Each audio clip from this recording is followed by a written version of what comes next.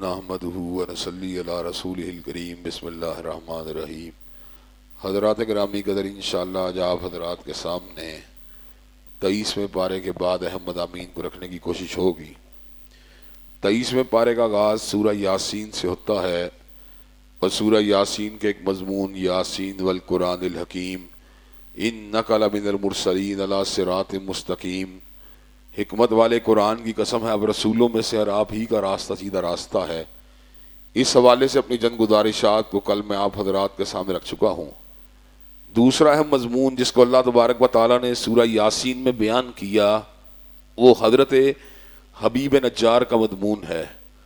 حضرت حبیب نجار رحمت اللہ علیہ ایک ایسی شخصیت ہیں جنہوں نے ایک ایسی بستی میں انبیاء علیہ السلام کا ساتھ دیا جس بستی کے لوگ انبیاء علیہ السلام کی مخالفت میں مادہ و تیار ہو چکے تھے۔ جب آپ نے انبیاء علیہ السلام کا ساتھ دیا تو بستی والوں نے آپ کو شہید کر دیا۔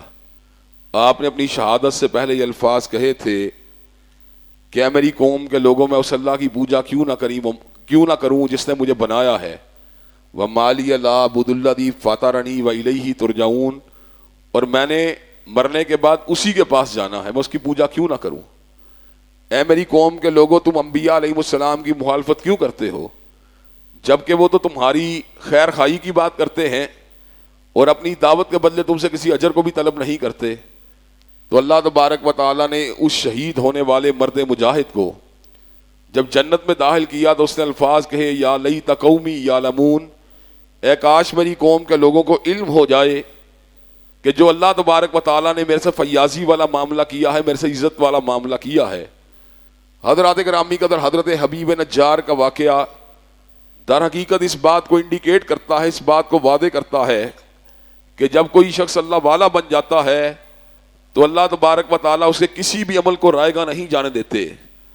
حضرات گرامی قدر، اللہ تبارک و تعالیٰ نے سورہ مومن کے اندر بھی ایک خطیب کا ذکر کیا جس نے دربار فرعون میں کھڑے ہو کر حق بات کہی تھی اور اپنی گفتگو کے آخر میں کہا تھا وَفَوِّضُ أَمْرِي إِلَى اللَّهِ، میں اپنے جملہ معاملات کو اللہ کے سپرد کرتا ہوں۔ ان اللہ بصیر بالعباد، بے شک میرا رب اپنے بندوں کو دیکھنے والا ہے۔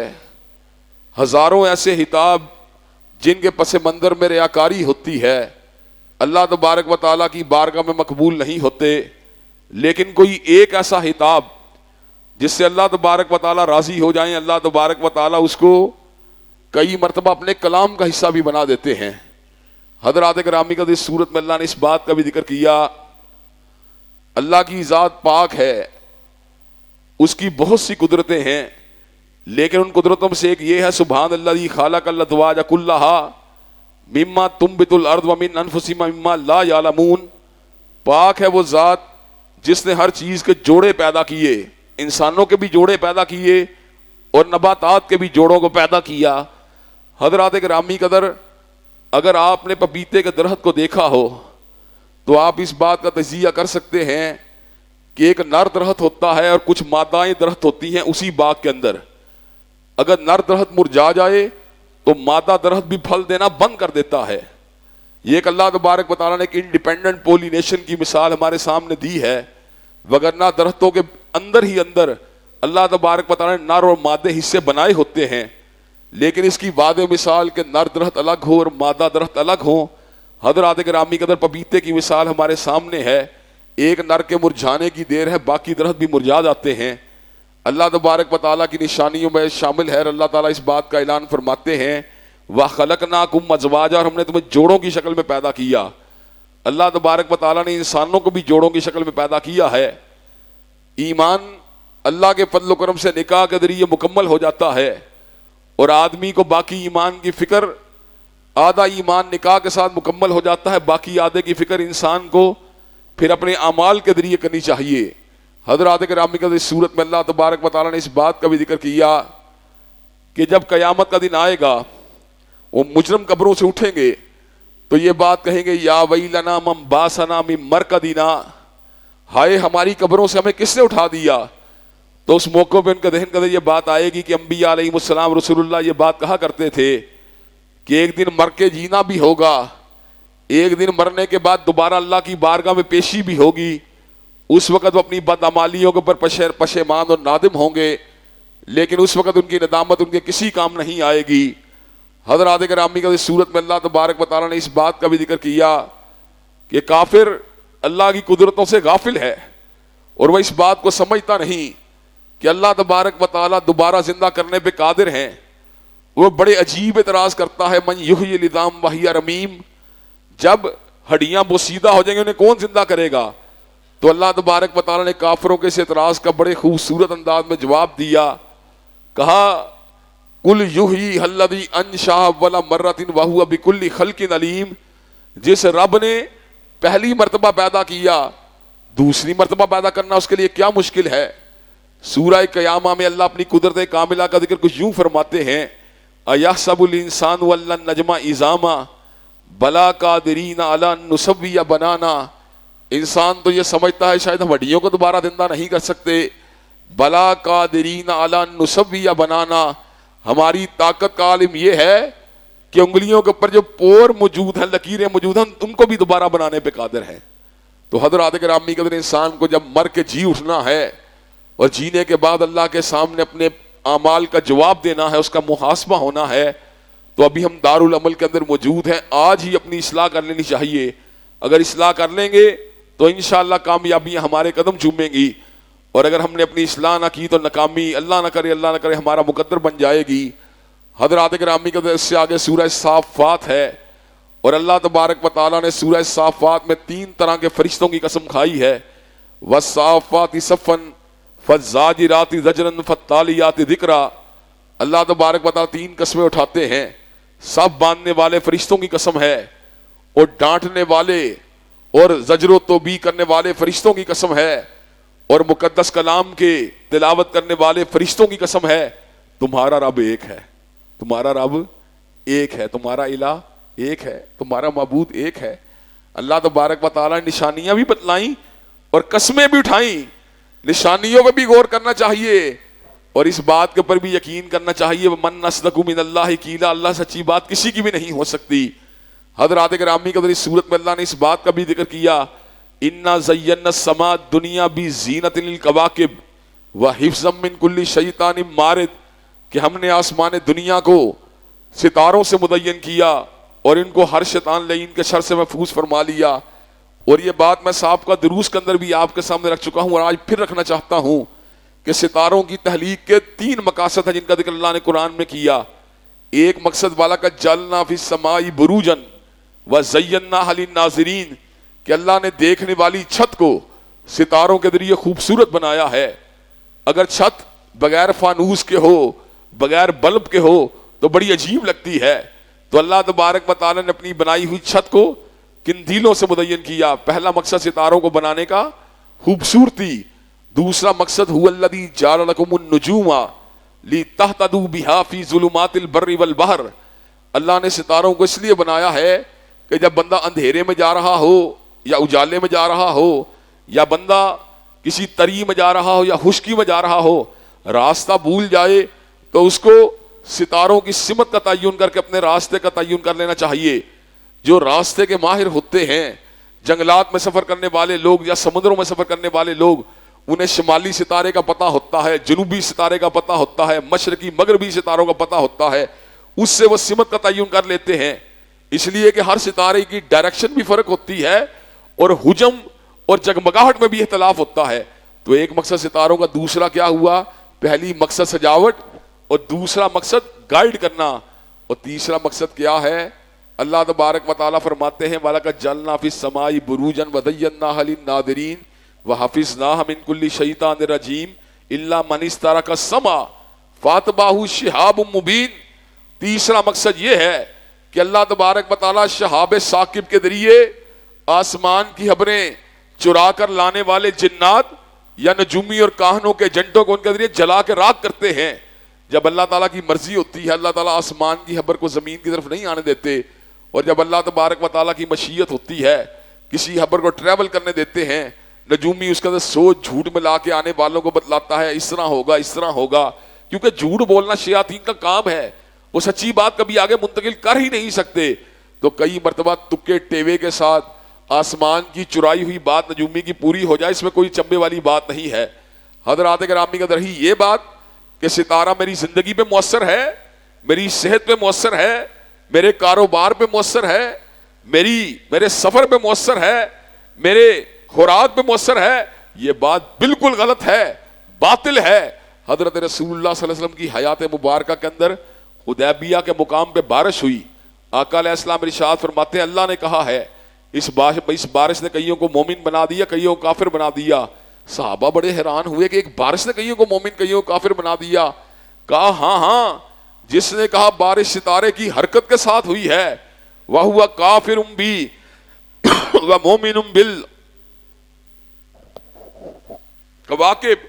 اس نے میرا انکار کیا اور وہ ستاروں کے اوپر ایمان لے کے آیا۔ وہ جس نے کہا بارش ستارے کی حرکت کے ساتھ نہیں بلکہ اللہ کے امر سے ہوئی ہے، وَهُوَ مُؤْمِنٌ بِي وَكَافِرٌ بِالْكَوَاكِبِ، وہ میری ذات کے اوپر ایمان لے کے آیا اور اس نے ستاروں کا انکار کیا۔ جو ایک بارش کی نسبت ستاروں کے ساتھ کرے وہ تو کافر ہے، اور جو پوری زندگی کا شیڈیول ستاروں کی روشنی میں دیکھے، میں جیمنائی ہوں، میں ٹورس ہوں، میں سیجیٹیریس ہوں، میں کیپریکارن ہوں، میں اسکارپیو ہوں، اس کو اپنے انجام کی خود فکر کرنی چاہیے۔ ستارے انسان کی زندگی میں مؤثر نہیں ہیں، انسان کی تقدیر اللہ کے ہاتھ میں ہے۔ سورج، زحل، مریخ یہ انسان کی تقدیر کے مالک نہیں ہیں۔ انسان کو اپنے عقیدے کی اصلاح کرنی چاہیے۔ اگر وہ عقیدے کے اوپر مر گیا تو معاذ اللہ ثم معاذ اللہ، گویا کہ اس نے حضرت رسول اللہ کی شریعت سے اپنے آپ کو علیحدہ کر لیا ہے۔ حضرات گرامی کی صورت میں اللہ تبارک و تعالیٰ نے سیدنا ابراہیم کے واقعے کا بھی ذکر کیا کہ جب حضرت اسماعیل علیہ السلام دھوڑ دھوپ کے قابل ہوئے تو بڑے پیارے لگے ان کو، تو اللہ تو بار بار حضرت ابراہیم کی دلی کیفیات کو دیکھ کے امتحان لیتا تھا۔ اللہ نے کہا اب اس کو بیٹا اسماعیل بڑھاپے کے اندر جب وہ تھوڑا بھاگ دوڑ کے قابل ہوا ہے، دل کو بھلا لگ رہا ہے، تو اب اس کو ایک اور طریقے سے آزماؤں گا۔ سپنا دکھلایا۔ کیا سپنا دکھلایا؟ یا بنی انی ارا فی المنام انی اذبحک فانظر ماذا تری، اے میرے بیٹے میں نے خواب میں دیکھا آپ کے گرے کے اوپر چھری کو چلا رہا ہوں۔ یا ابت افعل، یا کہا فانظر ماذا تری، بیٹے تیری کیا رائے ہے؟ بیٹے نے کیا جواب دیا؟ سکھائے کس نے اسماعیل کو آداب فرزندی، کہا یا ابت افعل ما تؤمر ستجدنی انشاءاللہ من الصابرین۔ بابا اگر حکم آ گیا ہے پھر پوچھنے کی بات کیا ہے؟ چھری کو پکڑیے، چلائیے، آپ انشاءاللہ مجھے صبر کرنے والا پائیں گے۔ فلما اسلما وتلہ للجبین، جب وہ دونوں اللہ کے تابعدار ہوئے، باپ نے بیٹے کو پیشانی کے بل لٹایا، اور ایک اور ترجمے کے مطابق کن پٹی کے بل لٹایا۔ جبین کے دونوں ترجمے ہیں، اردو میں پیشانی جبین کو کہتے ہیں، عربی کا بھی ایک ترجمہ یہ ہے، دوسرا جبین کن پٹی کو بھی کہتے ہیں۔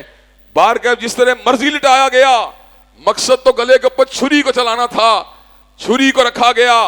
اللہ تبارک و تعالی نے ندا دی، ابراہیم ہم نے تیرے خواب کو سچا کر دکھایا ہے، دیکھ کیا ہو رہا ہے۔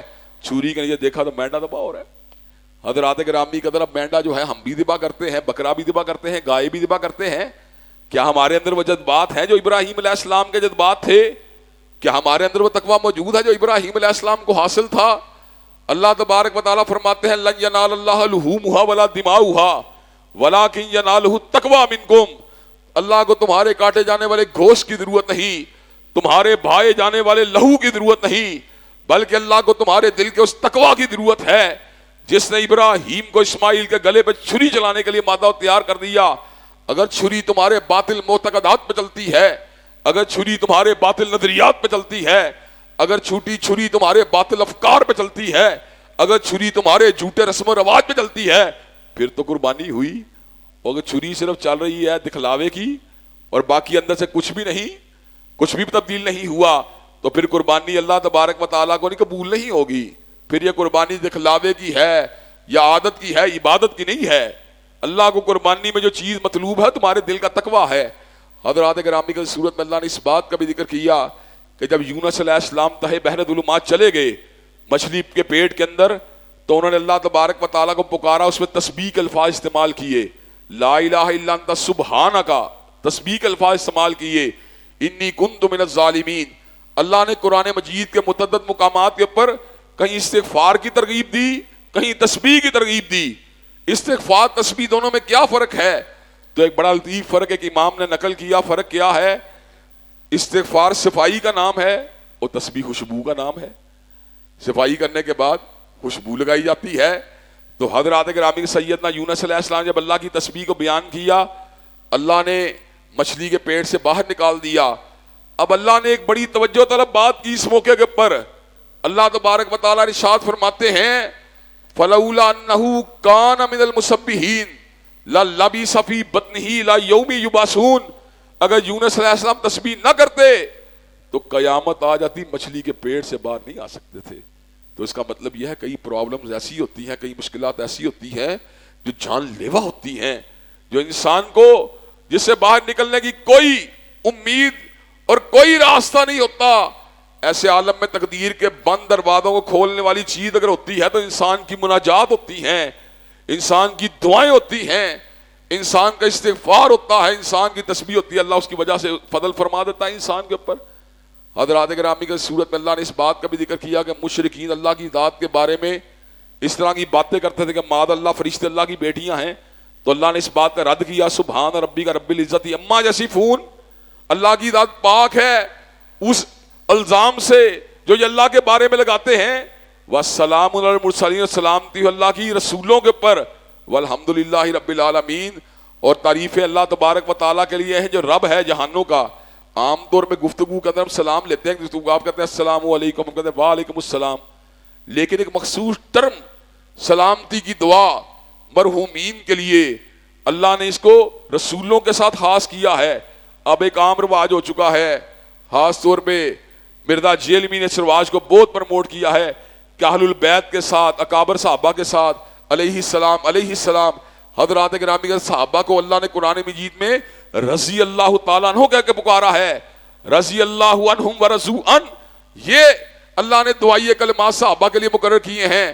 جہاں تک طلوع انبیاء کی ذات کا تو سلام علی المرسلین, سلامتی اللہ کے رسولوں کے اوپر. تو جو چیز جس کے لیے خاص کی گئی ہے شریعت کے اندر اسی کو اس کے لیے رہنا چاہیے. کل آپ کہیں گے یار کیا عرجہ صلی اللہ علیہ وسلم کہنے میں کیا عرجہ صلات کا مطلب ہوتا ہے رحمت کرنا, سلام کا سلامتی. اب آپ عام بندے کو نعوذ باللہ کہہ سکتے ہیں صلی اللہ علیہ وسلم, یہ تو حضرت رسول اللہ کی ذات گرامی کے لیے خاص بات ہے. اسی طرح جو علیہ السلام کے الفاظ ہیں یہ صحابہ کرام کی بجائے رسول اللہ کے لیے استعمال ہونے چاہیے. اب اللہ تعالیٰ کی بتلائی ہوئی اصطلاحات کو تبدیل کرنا اور ان کے تراجم کر کے ان کے اندر سے ٹیبے نکالنا, یہ بات جو ہے یہ انداز اسلوب درست نہیں ہے. صحابہ کرام کے لیے رضی اللہ تعالیٰ عنہ, اولیاء اعظام کے لیے رحمت اللہ علیہ, اور انبیاء علیہ السلام کے لیے علیہ السلام, اور حضرت رسول اللہ صلی اللہ علیہ وسلم کی ذات اقدس کے لیے صلی اللہ علیہ وسلم. یہ اصطلاحات جو ہے مقرر شدہ ہیں, ان میں ٹیمپرنگ کرنا, آگے پیچھے کرنا یہ درست امر نہیں ہے.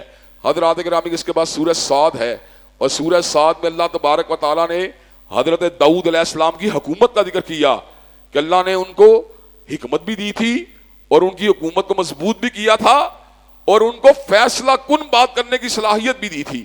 ایک دن اپنے محل میں لیٹے ہوئے تھے تو ایک دم دروازہ کھلا, اندر دو بندے داخل ہو گئے. ایک بندہ آ کے کہنے لگا جی یہ میرا بھائی ہے تو اس کے پاس 99 دمبیاں ہیں, یہ میری دمبی کا بھی مطالبہ کر رہا ہے, مجھ سے بھی اٹھانا جاتا ہے.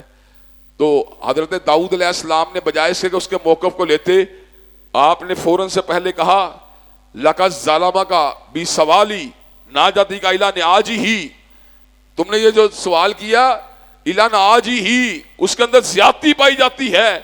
حضرات گرامی اللہ تبارک و تعالیٰ داؤد پہ اس وحی کا نزول فرمایا کہ اے داؤد ہم نے آپ کو زمین کے اوپر خلیفہ بنایا ہے, زمین کا وارث بنایا ہے, چنانچہ آپ جب بھی فیصلہ کریں حق کے ساتھ فیصلہ کرے.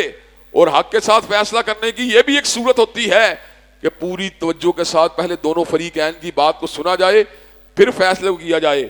حضرت داؤد کو جب اللہ تبارک و تعالیٰ تنبیہ فرمائی تو سیدنا داؤد علیہ السلام سجدے میں چلے گئے اور دار و کتار رونا شروع ہو گئے. اللہ نے یہاں پر جو الفاظ استعمال کیے ہیں رکوع کے کیے ہیں, واحد یہ جگہ ہے جہاں پہ رکوع کے اندر سجدے کے الفاظ استعمال ہوئے ہیں. یہ سجدے کا حکم ہے رکوع کے الفاظ کے ساتھ, لیکن مفہوم یہ اللہ کی بارگاہ میں گر پڑے اور رونا شروع ہو گئے. تو اللہ تبارک و تعالیٰ جو ہے انبیاء علیہ السلام کو بھی گائیڈ کرتے رہتے ہیں اور ان کے بارے میں بھی ان کو یہ ان راستوں میں ان کی رہنمائی فرماتے رہتے ہیں جو اعلیٰ ترین راستہ ہوتا ہے. اس صورت میں اللہ نے اس بات کا بھی ذکر کیا کہ حضرت سلیمان علیہ السلام نے اللہ سے دعا مانگی رب اغفر لی وہب لی ملکا لا ینبغی لأحد من بعدی انک انت الوہاب, اے میرے پروردگار میری خطاؤں کو معاف کر دے اور مجھے ایسی حکومت دینا جو میرے بعد کسی دوسرے کے نصیبے میں نہیں آئے۔ اللہ نے سمندروں پہ حکومت دے دی، دریاؤں پہ دے دی، ہواؤں پہ دے دی، جنات پہ دے دی، چرند پہ دے دی، پرند پہ دے دی، ہر چیز کو سیدنا سلیمان کے تابع کر دیا۔ ایک مرتبہ ایک جن نے حضرت رسول اللہ صلی اللہ علیہ وسلم کو نماز میں تنگ کرنے کی کوشش کی، رسول اللہ نے اس کو پکڑ لیا، اس جن کو۔ آپ جو تھے آپ خود فرماتے ہیں اگر میرے دین میں سلیمان کی وہ جو دعا نہ ہوتی تو آج میں اس کو ستون کے ساتھ باندھ دیتا اور مدینہ کے بچے بھی اس کو دیکھ لیتے، لیکن آپ نے سیدنا سلیمان علیہ السلام کی دعا کا پاس کرتے ہوئے اس کو ریلیز کر دیا۔ حضرات گرامی کا اس کے بعد سورہ زمر ہے اور اس کے اندر توحید کو اللہ نے باکمال انداز میں بیان کیا ہے۔ اللہ تبارک و تعالیٰ ارشاد فرماتے ہیں اِنَّا أَنزَلْنَا إِلَيْكَ الْكِتَابَ بِالْحَقِّ فَاعْبُدِ اللَّهَ مُخْلِصًا لَهُ الدِّينَ، ہم نے تیرے اوپر کتاب کو حق کے ساتھ نازل کیا ہے۔ اب آپ کی ذمہ داری پتہ کیا ہے؟ فَاعْبُدِ اللَّهَ مُخْلِصًا لَهُ الدِّينَ، اللہ کو مخلص ہو کے پکارو۔ اللہ کو عبادت وہ مقبول ہے جس میں اخلاص ہو، جس میں شراکت ہو، وہ عبادت اللہ کو قبول نہیں ہے۔ حضرات گرامی کے صورت میں اللہ تبارک و تعالیٰ اہل ایمان کی نشانی بھی بتلاتے ہیں، الذین یستمعون القول فیتبعون احسنہ۔ مومن و مسلمان کا شیوار شعار کیا ہے؟ وہ جتنی بھی باتیں اس کے سامنے کی جائیں وہ چنے گا ہمیشہ وہ بات جو فائدے والی ہوگی، جو احسن بات ہوگی۔ مسلمان لغویات کو ریجیکٹ کر دیتا ہے، جب پاس سے گزرتا لغویات کے وَإِذَا مَرُّوا بِاللَّغْوِ مَرُّوا كِرَامًا، بڑی تکریم کے ساتھ پاس سے گزر جاتا ہے۔ کوئی احسن بات کرے اسے قبول کر لیتا ہے۔ تو حضرات گرامی کا زندگی میں ہمارا پالا بڑے لوگوں سے پڑتا ہے، تو ہر کسی کے پراپوگنڈے والی بات کو سن کے، ہر قسم کی دوگلی تیسری چوتھی قسم کی باتوں کو سن کے، اور ہر قسم کی ملمہ سادی والی باتوں کو سن کے، اور ہر کسی کی چپنی چکنی چپڑی باتوں کو سن کے متاثر ہونے کی بجائے مومن و مسلمان کی ذمہ داری ہے جو بات بھی کی جائے ان میں سے صرف وہ بات چنیں جو احسن بات ہو، اور احسن بات وہی ہو سکتی ہے جو اللہ اور اس کے رسول کی بات کے ساتھ مطابقت رکھتی ہو۔ اور اس پارے کے آخر میں اللہ تبارک و تعالیٰ جا کے بیان کرتے ہیں انک میت وانہم میتون، کہ روئے زمین کے اوپر ہر شخص نے موت کا جام پینا ہے، حتیٰ کہ حضرت رسول اللہ صلی اللہ علیہ وسلم کو بھی آپ کی بھی وفات ہوگی۔ مقصد کیا ہے؟ مقصد یہ ہے کائنات میں ایک ہی ذات ہے جس کے اوپر وفات اور موت نہیں آئے گی۔ وفات محمد دلیل علی ان لیس لغیر اللہ بقاؤن، حضرت رسول اللہ کی وفات اس بات کی دلیل ہے غیر اللہ کو بقا نہیں ہے۔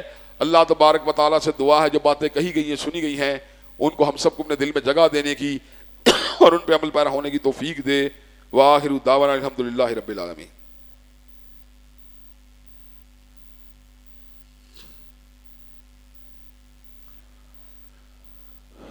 الحمدللہ رب العالمین الرحمن الرحیم مالک یوم الدین ایاک نعبد و ایاک نستعین اہدنا الصراط المستقیم صراط الذین انعمت علیہم غیر المغضوب علیہم ولا الضالین آمین۔ الف لام میم اللہ لا الہ الا هو الحی القیوم و الہکم الہ واحد لا الہ الا هو الرحمن الرحیم۔ اللہم صلی علی محمد وعلی آل محمد کما صلیت علی ابراہیم وعلی آل ابراہیم انک حمید مجید۔ اللہم بارک علی محمد وعلی آل محمد کما بارکت علی ابراہیم وعلی آل ابراہیم انک حمید مجید۔ اے اللہ ہم سب کے گناہوں کو معاف فرما، اے اللہ ہم سب کی تکلیفوں کو رفع فرما، اے اللہ ہم سب کی بے چینیوں بے قراریوں کو دور فرما، اے اللہ ہم سب کے گھروں امن و سکون اور راحتوں کا نزول فرما۔ اللہ جتنی تکلیفیں آ چکی ہیں ان پہ صبر کرنے والا بنا۔ اللہ آئندہ زندگی میں ہر تکلیف سے ہر آزمائش سے ہم سب کو محفوظ و مامون فرما۔ اے اللہ دین و دنیا کی اعلیٰ ترین کامیابیوں کامرانیوں سے ہمکنار فرما، دنیا و آخرت کی ذلت و رسوائیوں سے محفوظ و مامون فرما۔ اے اللہ بیت اللہ الحرام کی زیارت نصیب فرما، مسجد نبوی شریف کی زیارت سے بہرہ فرما، قبلہ اول کی زیارت نصیب فرما۔ اے اللہ دین و دنیا کی اعلیٰ ترین کامیابیوں کامرانیوں سے ہمکنار فرما۔ اے اللہ ہمارے دکھ درد دور فرما، روحانی جسمانی نفسیاتی شیطانی عوارض کو دور فرما، ہم سب کے گھروں میں رحمتوں کا نزول فرما۔ اے اللہ ہماری جائز دلی تمناؤں کو قبول و منظور فرما۔ اللہ جتنی نجائز خواہشات ہمارے دل میں پنپ رہی ہیں اس معاملات میں ہماری اصلاح فرما۔ اے اللہ راتوں کے قیام دن کے روزوں کو قبول و منظور فرما۔ ربنا ظلمنا انفسنا وَإِن لَّمْ تَغْفِرْ لَنَا وَتَرْحَمْنَا لَنَكُونَنَّ مِنَ الْخَاسِرِينَ لَا إِلَٰهَ إِلَّا أَنتَ سُبْحَانَكَ إِنِّي كُنتُ مِنَ الظَّالِمِينَ رَبِّ اغْفِرْ وَارْحَمْ وَأَنتَ خَيْرُ الرَّاحِمِينَ رَبَّنَا اغْفِرْ لَنَا ذُنُوبَنَا وَإِسْرَافَنَا فِي أَمْرِنَا وَثَبِّتْ أَقْدَامَنَا وَانصُرْنَا على القوم الكافرين ربنا ولا تحمل علينا إصرا كما حملته على الذين من قبلنا ربنا ولا تحملنا ما لا طاقة لنا به واعف عنا واغفر لنا وارحمنا أنت مولانا فانصرنا على القوم الكافرين اللهم صل على محمد وعلى آل محمد كما صليت على إبراهيم وعلى آل إبراهيم إنك حميد مجيد اللهم بارك على محمد وعلى آل محمد كما باركت على إبراهيم وعلى آل إبراهيم إنك حميد مجيد سبحان ربك رب العزة عما يصفون والسلام على المرسلين والحمد لله رب العالمين.